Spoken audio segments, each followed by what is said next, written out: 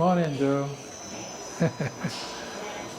So we're just going to stay right here because we don't have hair nets on. I don't want to get close to any kind of honey pouring without hair nets. So you know who she is, yeah? Michelle and Amy. So the big line is, she's just labeling right now. She's not running the whole filling line. She's hand filling these little 12-ounce cylinders, and then she's running them down the line to get not only a label, but the lot code sprayed on with the inkjet sprayer. That's hard to see from here, but there's a little handle there, that little sensor that sends the jars that goes by and puts on the lot code. And our lot code is pretty simple, and it's interesting how the public never seems to figure it out. It's the date backwards. Okay. So we can actually read it, and we know the day it was poured. And then also there's a letter, and the letter means something. Like if it's an A, for instance, it may be wildflower, or a B. You know, all these letters mean something. Tupelo, sourwood, blueberry, whatever. And so we can look at the lot code, and we know what it is and what day it was poured. And when you get above the radar, so to speak, you need to have that lot code. And it does not have to be inkjet sprayed on. You can get like a pricing gun kind of thing that puts a number and sticks it on the bottom. Looks like a price tag in a supermarket or something. That's how we started to do it in the beginning, and that works. The reason I don't like that is not only the extra labor, but every once in a while the little label will fall off and get torn off. The inkjet, that's not coming off, that's not going anywhere. All of our batches, all of our lots get sampled, okay? And we'll get out in the warehouse and I'll show you that process too. But Louis, our warehouse guy who does all the blending, he's the one who creates the lot code. And we'll look at those books before we're done if you're interested. Yeah, absolutely. So there's a lot of book work involved in this, and the bigger you get, the more there is. I could have showed you in my office, I've got a whole bookshelf full of notebooks with all these little documented things we're doing. Everything we do here has to be documented, and it's about traceability and provability, and the ability to look at and see if an employee is screwing up or not. So we have a lot of capacity in this room. We have nine tanks. We have 2 in the other room and 7 in here. The larger tanks will hold 600 gallons. The small tank in the middle will hold 300 gallons. So there's a lot of capacity here. We blend 32 drums at a time, which I'll show you in a minute. And we can hold more than that in this room. We need to get most of the tanks empty, then we can blend. The good news is that it takes us about 4 days to do a blend, and it takes us about 3 or 4 days to get the tanks empty so they can accept the blend. And the cycle is constant. We never turn the heat off in our blending room because we're always warming honey up for the next blend. Sometimes we might have to wait an extra day, 5 days, or some days we're trying to push it a little soon, 3.5, to keep up with the schedule. We just got a massive order out of Kroger, so we're actually going to do 2 blends in 1 week. Usually we try to shoot for around 4 or 5 days. Right now, today, right here at the early January, we're averaging pouring about probably about 50 drums a week. And some of them are blended into these tanks. 80% of the honey we sell is blended and sold, as wildflower.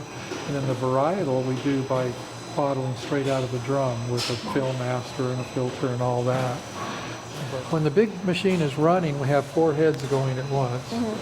And you can see this manifold that's going around the bottom of all the tank stands?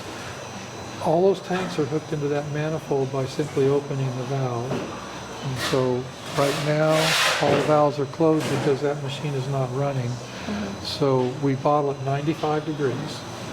And I like that temperature because it's warm enough for things to flow, but at that temperature we're doing minimal damage to enzymes and things like that. Quite often you'll go on the internet and you'll hear people state, even celebrated food experts say that you're killing all the enzymes at 95 degrees. Well, that's a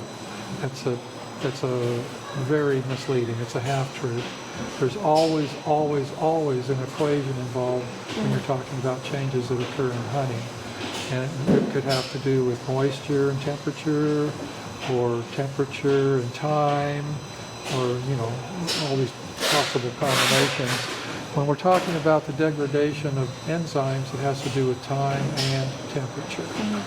So, for instance, for an example, diastase, one of the major enzymes in honey, has a half-life of 2 weeks at 122 degrees Fahrenheit. So you see 122 degrees is killing the enzymes, but it's taking a while.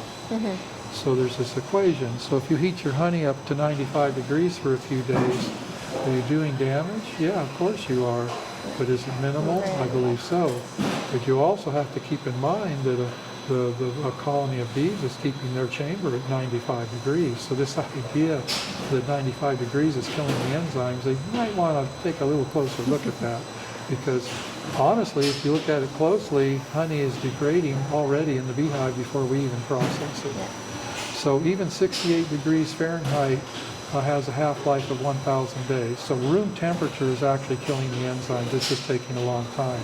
Always an equation. Now, when we have crystallized honey, we try to warm it up to about 110 to go liquid, and we do it for as short a time as possible. If you remember what I stated about the half-life of diastase being 122, 2 weeks at 122, if we can put it up to 110 just long enough to liquefy it, and maybe overnight or per day it reaches that temperature, have we done some damage? Absolutely. But I think it's minimal enough to where I'm comfortable still calling it honey raw. So enzymes are a big deal. They're a big part of any type of food that is alive. It's the difference between dead food and alive food. It's the difference between fresh corn on the cob and canned corn. One is dead and one is alive. And enzymes are a part of that description, that definition, in my view. So for people listening, what's your definition of raw honey? My definition of raw honey is honey that has not been heated to the point of killing the enzymes or grossly degrading the enzymes, and has not been finely microfiltered to the point of removing most of the pollen particles, beeswax particles, all that foreign debris that's in there. Now, we often get asked, do we filter our honey? And I always kind of cringe a little bit at that question because the answer is yes, but we filter in such a way that most of that stuff is getting through. And I can show you the filter, that room that we warm up our honey to pump into these tanks. It's going through a 1,000 micron filter. A micron is 1,000th of a millimeter. So 1,000 microns, it's a pretty big hole. What we're trying to do is we're trying to remove the very gross large particles, things like pieces of a bee or a splinter, for instance. You absolutely don't want a piece of wood going through there. And you know, any beekeeper that is processing honey has to admit that occasionally a frame will get a little damaged in the extractor. So I don't want that type of debris going through. I like to say I have liability insurance, but that doesn't mean I want to use it. Now, when you're pouring every jar by hand and you're able to visually look at every jar you're doing by hand, you can maybe see that. But in a line like that, we cannot. So I have to have that little line of defense to make sure that the large, dangerous debris does not get in there. And some of our filters go down to 600 micron. Even at 600, you're letting a lot of stuff through. A good, to kind of put that in relative terms, the pollen grain may be 5 to 50 microns with an occasional 100. So with a filter that's 600, you're really letting a lot of stuff through. And it's going to, if you look at our jars of honey, they're not crystal clear, and I'm not trying to achieve that crystal clear, almost an effervescent look. I'm not interested in that. I just want quality product that I personally feel is good for you. Absolutely. And so I don't want to over-filter. So she's bottling by hand. These little cylinders don't go down our line easily. We're about to rectify that. We've got another label machine coming and another turntable, and we're going to set up a situation where those cylinders can be a little more automated. Quart jars, skeps, pint jars, all of that type of stuff goes down this line quite nicely. And when that line's in operation, they can do like 8 pallets of quart jars in a day, or maybe 10 pallets of pints. So we can really put out the honey when that line's running. It's a good line. It's not completely automated. The one thing that's not super automated there is the is the cap tightener.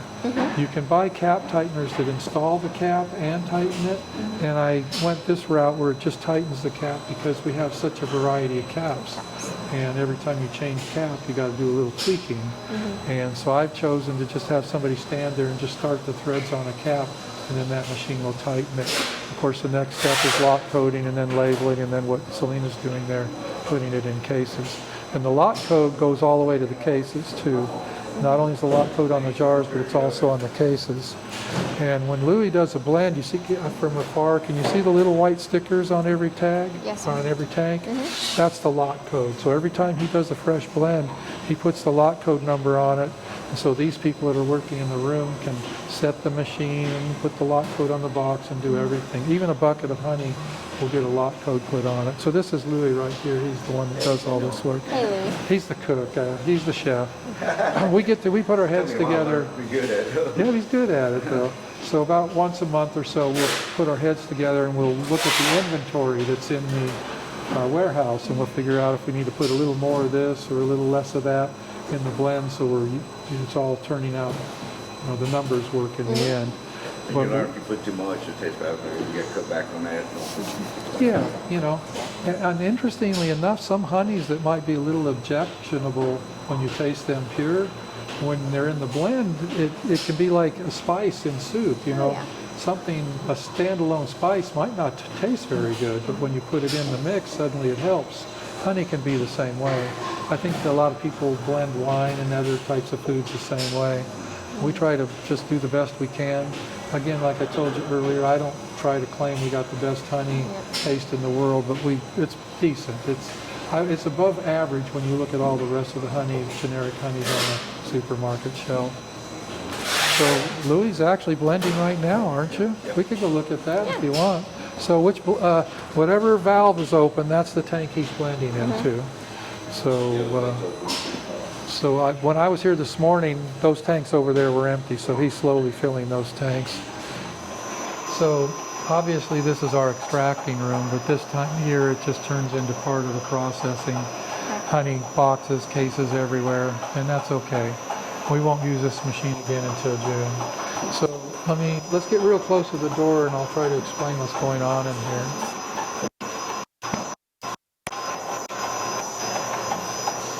Go ahead, Joe, just get right on in there and have a look at that room and I'll talk about it. Excuse me. So this morning, this room was completely full. It had 32 drums in it. And Louis he's pumping out of 3 now. He can pump up to 5 at a time with that manifold that's on the wall. And that's kind of how he blends. So right now this looks pretty messy, but it's not in my view. This is raw honey straight from the producers. It's not been filtered at all. And of course food grade drums, and I don't care what the drums look like on the outside as long as the inside is intact and in good shape. I often like to make the joke, I don't care if it came over on the Mayflower, as long as the inside is in good shape, I'm happy. And when we buy honey from producers, it's always drum exchange, or I provide them the drum and then they fill it for me. And some people have even gone so far as to say we import honey because they look in our warehouse and they see a drum from Argentina or a drum from somewhere. And I'm okay recycling and reusing drums from other countries as long as they're in really good shape. So that's why when we walk in the warehouse it might look like we import honey. We do not. And if you feel how warm it is, you don't see any heating in the room at all. It's because it's heated through the floor. We have 300 feet of pipe in this floor, and we'll show you in the warehouse. It's hooked directly to a industrial hot water heater. We never turn this floor off because we're always warming honey. And if we feel like we don't need much very quickly, we'll turn the heat down, and it might take 6 days to get it up to temp or something like that. And because it's heated through the floor, heat rises up through the drum. We don't have any crystallized honey on the bottom of the drum like you do if you put a band heater on it. And when you use band heaters, you need to get it off the floor anyway, put it on sticks or something. How long does it take to uncrystallize a barrel? It depends on how hard it is. Honey, if a honey crystallizes very, very hard, like you can actually wrap your knuckles on it, it means it's high in dextrose, and we have a lot of honey like that, and it'll take 4 days to get it cleared off. So obviously, you know, there's some heat in portions of the drum until it migrates through the whole drum. And we try to heat as minimally as we can, but there is some heat being used. So I always hesitate, again, I hesitate when somebody that doesn't understand honey very well asks, do you heat your honey? Well, the answer is yes, but we try to heat it. We try to heat it in such a way that it's minimal, and we do minimal damage to the enzymes and yeast and stuff. Absolutely. So very well insulated room, of course, and this works well. I'm a little puzzled why more people don't take advantage of this concept with heating through the floor, because it works brilliantly. We have another warming room which I can show you if you like, that is dry air, you know, has a radiator heater in it, and it works too. But this room right here, this thing works really, really well. Absolutely. What's the dimensions of how many barrels can you fit in here? We can fit 32 drums in here, and it's a 10 by 20 room. That's awesome.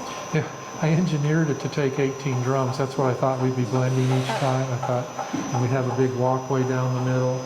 And it didn't take very long before we had to start to stuff this room, because 18 at a shot was not enough. And now there are times when 32 is not enough, and that's why the second heating room is out there. We'll preheat, like we'll move drums in there and get them up to, you know, 90 degrees before we move them in here, so this room can cycle in 2 or 3 days. The warehouse is cold right now. It's just 55 degrees out there. So obviously the colder the honey is when it comes in here, the longer it's going to take.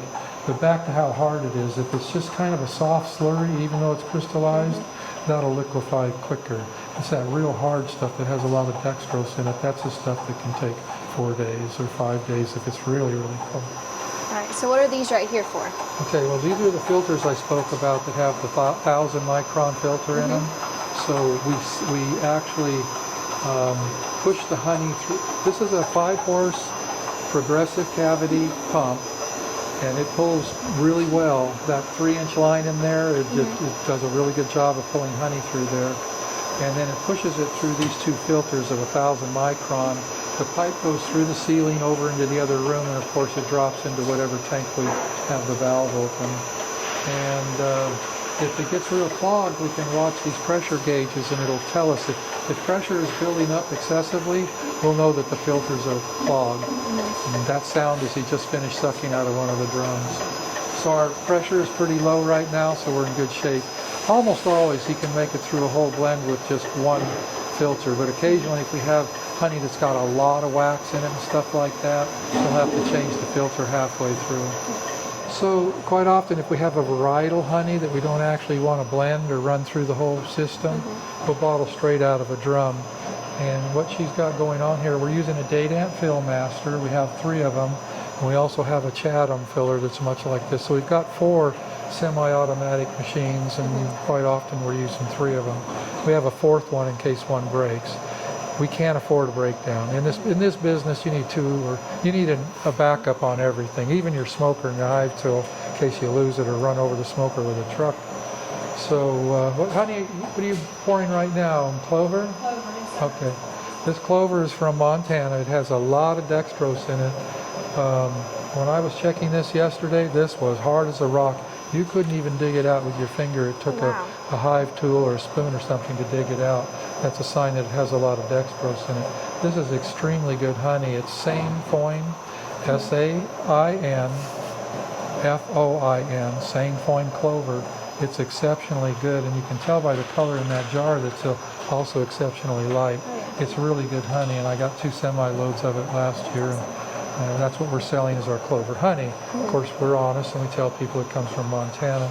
It's very interesting. Quite often we'll have people come up to the tasting bar and we'll say, would you like to try the clover? Oh, I know what clover tastes like. I've had it plenty of times, and we got to say, You haven't. you haven't tried this clover. just humor me. Just taste this clover. And of course, they're always shocked at what it tastes like, because it's not normal. So now in this case, for this customer, we're using a 600 micron filter. It's sucking it through there. And that gets it fairly clean, but there's still a lot of pollen particles, microscopic type particles passing through. So Louis in charge of creating the lot codes. He's got a lot of books. He documents all the barrels that come in. They all get a tag, and we'll look at that in a minute. He documents, he goes so far as to record the producer, the date, the type of honey, the moisture content. He does look at the moisture of all these things coming in, and he puts it in these log books. And then when he fills this room right here, you can see he creates a map, and this is part of our ability to trace. We can tell what drums went into a batch, and then he gives it a lot code number. So all of these have all of this means something to him, and we can go into these books and figure out like who that drum was. And so then beyond that, he has the lot code, and he has, let's see, you have a lot code book? You can see the story there. It's just lots of documentation. Yes, the starts here. I have to inspect the hoses and everything, the valves. Yeah, And all put of the that lot has to be number on that. documented. When he has to inspect the hoses regularly. He checks the moisture in, he checks the moisture at the other end, and it's documented. Yeah, that's going to take the moisture on the other end. So you can see here what he's running. Here's our last several batches, and we're running 16.7, 16.8, 16.6, 17, 17, 17.1. So that's a pretty good place to be. And not all this honey is that low. Some of them will come in here at 18 or 18.5, and he'll find something that's 15.5, and he'll create this recipe or this equation where we like to get it down around 17 if we can. And it's not just about fermentation. You know, honey as low as 17.5 can ferment if it's the right kind of honey. It has to do with the yeast spore content. We don't happen to have any of those types of honey in our warehouse right now, but we have in the past. But once you get to 17 or lower, I feel like the quality, or the character is a better word, the character of the honey is better when it's a little thicker. And I know I know of some packers that will, you know, shoot for that 18, 18.5 moisture. To be USD grade A fancy, you don't have to be 17, you can be up higher. And but we like to get it thicker because it's just a better product. It tastes better. If you take the same identical honey and put it out at that tasting bar, you know, like our sourwood, for instance, and give the same honey and allow somebody to taste it at 16, same honey at 18.5, that person will every single time will tell you that that's better honey. They don't even know it's the same thing. They'll say that's better. Absolutely. And that's all about the moisture doing that. All about documentation, and starts right here. Actually, it starts at the back door when the truck comes up. Yeah, basically, yeah. And that's right here. I can show you that. And this is all the suppliers we get from, but there's all the suppliers we get the honey from, depending on what it is. Yeah. Right here, I'm sorry. And that's what I do. I drop it in there. Check the moisture, who it came from, how many barrels, and if it's totes, I put totes. And of course, I put the flavor. But yeah. And then he creates a sticker for every container, whether it's a tote or a drum. He gets a sticker right away, and then it gets entered into this book. So he and I can look at these stickers, and we know what we're looking at. Most people would just Greek to them. But that sticker is going to tell us who it came from and what the date is and what type of honey it is and things like that. And he's even gone so far as to put a code on the newer stickers, QR code. We started doing it this year, actually last year, but with the honey, so that's why you see different labels. You'll see the smaller ones, what I did by hand, and you'll see the bigger ones here. Yeah, he can just put his phone on there, yeah. And so you get your phone and get a QR reader, and it tells you what pulls up. Do you guys like dealing with totes or barrels more? Well, they both have their pros and cons. Yeah. The one bad thing about totes is you can't stack them that high, or at least we don't, and we can't. You can stack them too high. Some producers will stack them 3 high, but that makes me nervous. We have broke a cage before, so in fact, you can see right over there we got too high. But totes are really easy to load on a semi-truck, and they're easy to move in the room, and in every other way, totes are probably better. There is one other thing I don't like about totes, and that if they are crystallized hard like those over there are, it takes another day or 2 days. It takes a little longer to melt down. And that temperature's got to get to the center. That takes room temperature. So the drums warm up quicker. And not to stay, you can't get all the honey. I can't pump it over. Yeah, we lose a few pounds when we're using totes. I tried. It's like pull it sideways and suck on the corner to get as much as I can out of it. Most of the producers we deal with are trying to move towards totes. There's a couple that don't because their forklifts, that's a heavy thing right Oh, there. You know, a standard Bobcat or something quite often can't lift a tote of honey. Has to be a heavier machine. About 5 barrels in one if it's full Yeah. to the top. So that's a lot of weight. Yeah, pros and cons to both.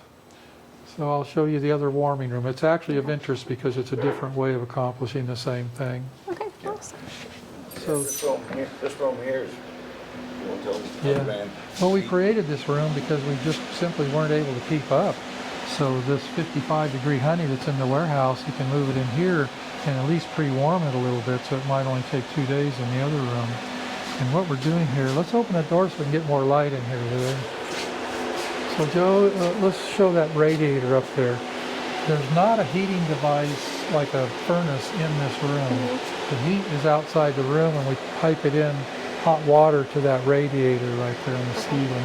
It's a lot like a radiator from the old days that you'd see in your house where you had a boiler with hot water or steam heating the room. So we just use an on-demand hot water heater, an industrial size, you know, 199,999 BTU. And I think the hot water heater set at about 150, 140. And that does it. It gets. We're just trying to get this room up to 110, 120 degrees to take the chill off of this honey before it goes in the oven. At 100 degrees, it's like sitting in a warehouse in summertime. You just keep it 100 degrees in here, and when you put it out in a couple days, it'll be ready. If you need it right away. Yeah. Awesome. So obviously in the summer we don't have much need for Yeah, this I don't room. hardly hear music. Now we dried lumber in this room Yeah. in the summertime.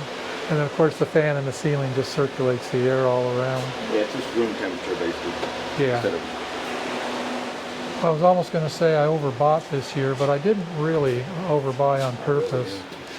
Some of these guys that I buy from year in, year out, year after year, I got kind of a deal with them where I'll buy their entire crop.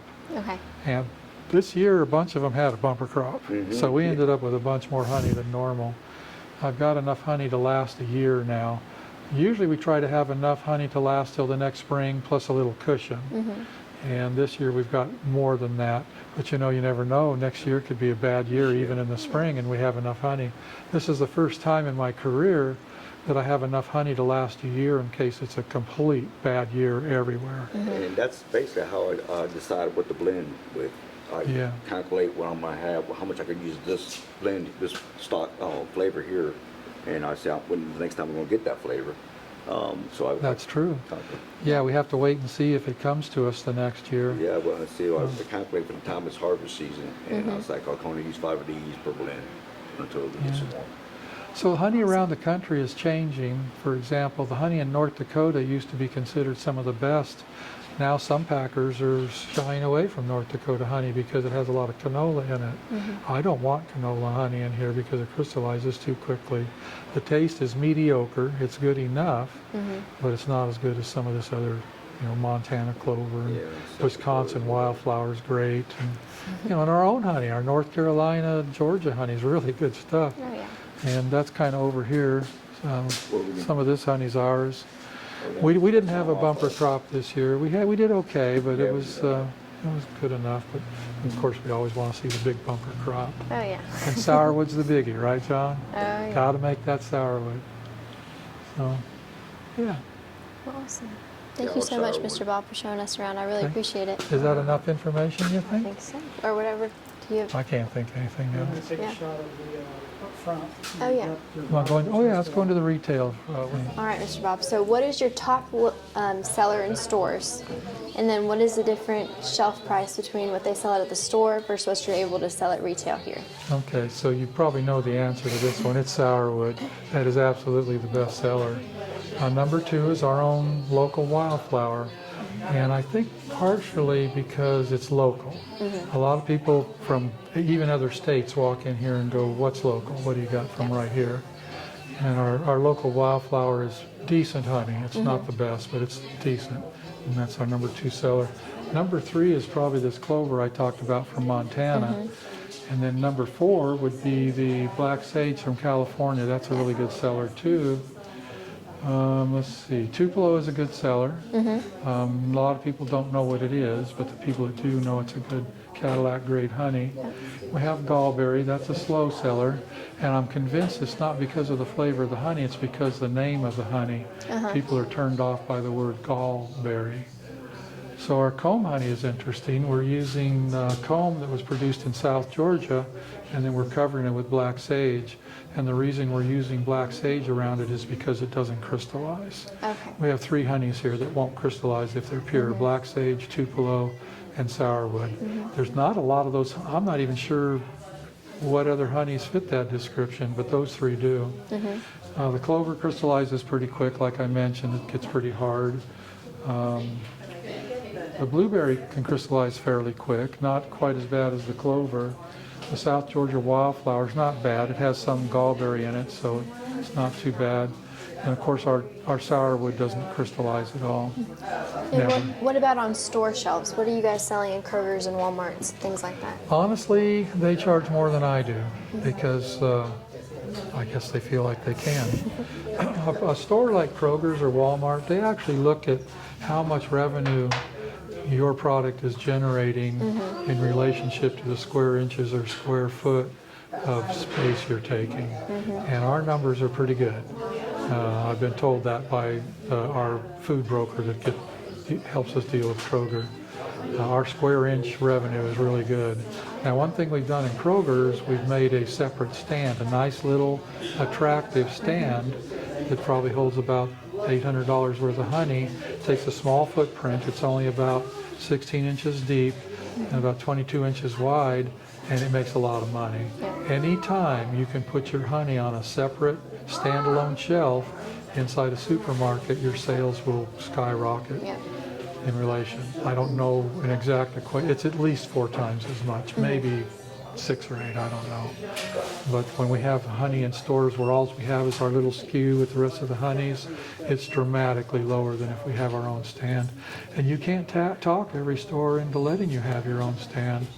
Walmart allows us to use what's called a saddle bag. You have an end cap on the end of 2 aisles, and then usually on the side of that, they call it a saddle bag. It's a rack.